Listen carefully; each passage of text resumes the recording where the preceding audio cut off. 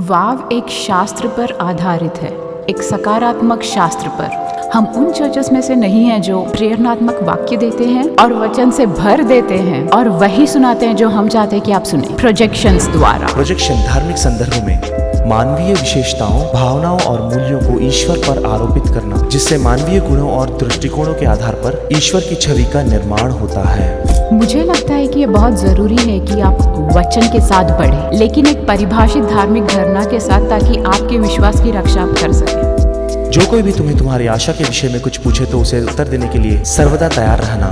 वाव life church एक अनुग्रही church है, एक ऐसा सिद्धांत जो सब प्रचार करने में पसंद करते हैं, लेकिन ज्यादातर लोग उसके अनुसार जीवन जीना पसंद नहीं करते और उसमें जीना। जब पौलुस ने कहा था कि हम विश्वास द्वारा बचाए गए हैं, उन्होंने बहुत ही दृढ़ता के साथ इसे प्रकट किया, क्योंकि वो चाहते थे कि हम समझे एक भव्य अनुग्रह के बारे में और परमेश्वर की आमूल अच्छाई हमारे प्रति। अनुग्रह एक वाक्य, नाम या सिद्धांत नहीं है, वह एक शास्त्र है, पर उससे भी पहले वह एक व्यक्ति है और वह व्यक्ति यीशु मसीह है। अगर कोई इंसान अपने बातों में अनुग्रह शब्द 10 बार बोलता है तो वह अनुग्रही चर्च नहीं हो जाता। उदाहरण के लिए, अनुग्रह और धर्मशास्त्र में कोई संतुलन नहीं होता। हम अनुग्रह को मानते हैं और धर्मशास्त्र को भी लेकर आएंगे और संतुलित रखेंगे, नहीं, ऐसा नहीं चलेगा, वो अनुग्रह नहीं है।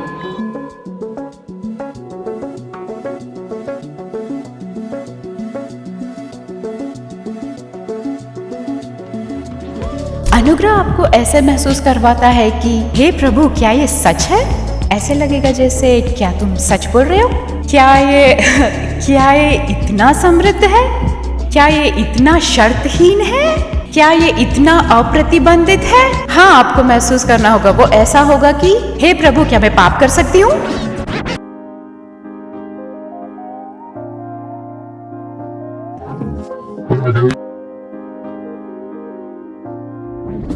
प्रभु, इसका ये मतलब है कि मैं कुछ भी करके हार सकती हूँ और तब भी मेरे पास उनका अनुग्रह होगा? हाँ, तो आपको सही अनुग्रह समझ में आया है। हाँ, तो अब हम यहाँ नहीं रुकेंगे। आप यहाँ नहीं रुकेंगे। अगर रुक गए तो आपने सही अनुग्रह समझा नहीं। आपने वो आजादी का टिकट छीन लिया और फिर आप पहाड़ चढ़ गए। सही कहा? तो ये नहीं है। अनुग्रह एक अद्भुत इंसान है जो प्यार बरसा रहा है और आपके पीछे दौड़ रहा है, आपको पाना चाह रहा है, पीछा कर रहा है, आपका निर्माण करना चाह रहा है। वो अपना जीवन, खून, सब कुछ आप पर लुटा रहा है बिना आपसे कोई उम्मीद रखे, और आप उनके कोई कर्जदार नहीं हो। वो ऐसे नहीं कह रहा है कि आप मेरे आभारी हो। हाँ, आपको लग सकता है कि मुझे ऐसे जीना चाहिए क्योंकि ये मेरा कर्तव्य है। नहीं, ये कर्तव्य नहीं है, ये काम नहीं है। हाँ, यह एक रीजनेबल रिस्पॉन्स है, पर यह दायित्व नहीं है। ये रिस्पॉन्स जो है ऑटोमेटिक होता है। ये ऐसे होता है जैसे कि कोई आपसे इतना प्यार करता है, आपको सब कुछ दे देता है, आप पे कोई शर्त नहीं रखता। आप ऐसे नहीं बोलोगे कि bye bye, see you later. आप ऐसे बोलोगे कि मुझे जीना है आप में और आपको मुझ में जीना है, मुझे आपके लिए जीना है। ये क्या है और ये किस तरीके का प्यार है जो प्रभु ने दर्शाया है? यह इंसान कौन है जिसके बारे में आप इतना सोचते हो? और यही रिस्पॉन्स अनुग्रह असल में लाती है। जब अनुग्रह प्रकट हुआ तब परमेश्वर की पवित्रता भी प्रकट हुई विश्वास के द्वारा। जब आप उसके अनुग्रह को देखते हो, आपका रिस्पॉन्स होता है कि हाँ, मैं विश्वास करती हूँ। विश्वास का मतलब ये नहीं कि मैं प्रभु पर विश्वास करती हूँ।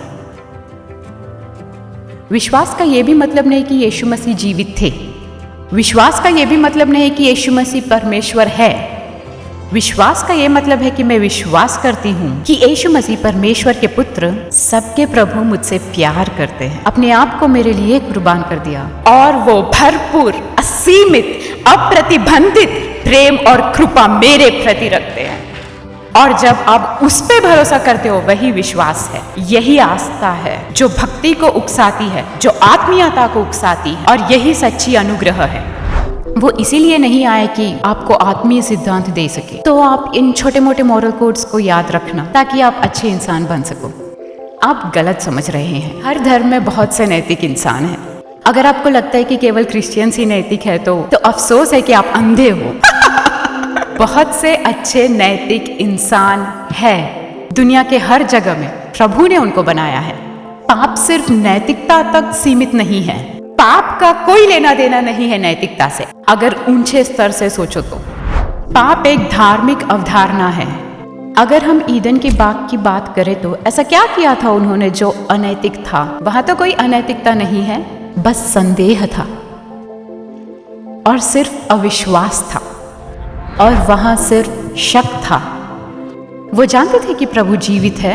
आप ये बोल सकते हो वो तो प्रभु को जानते थे। नहीं नहीं नहीं, वो जानते थे कि वो जीवित है। वो उसके अच्छाई पर विश्वास नहीं कर पाए, वे उसके अनुग्रह पर विश्वास नहीं कर पाए, वे उसके न्याय और पवित्रताई पर विश्वास नहीं कर पाए। वे विश्वास नहीं कर पाए कि वे उनके लिए हैं, उनके लिए हैं।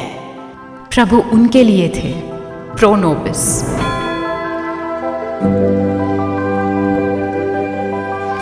वो उनके लिए थे और वो विश्वास नहीं कर पाए, और यही पाप था। ये सोचना बंद कर दो कि ओ मैंने ये पाप किया, ओ मैंने वो पाप किया। अगर आप विश्वास करते हो कि प्रभु आपके लिए है तो आप बहुत अनमोल चीज पाते हो, तो आप अनुग्रह का वरदान पाते हो, और आप रिस्पॉन्स करते हो कुछ ऐसे तरीके से जो आप में बदलाव लाता है। तो जो परमेश्वर के अनुग्रह और उसके वरदान की प्रचुरता का, जिसमें न्याय का निवास है और उपभोग कर रहे हैं, वे तो यीशु मसीह के द्वारा और भी अधिक शासन करेंगे। यह आपका स्वाभाविक रिस्पॉन्स है अनुग्रह के प्रति। उन्होंने आपको एक नया प्रजाति बनाया है, एक नई सृष्टि।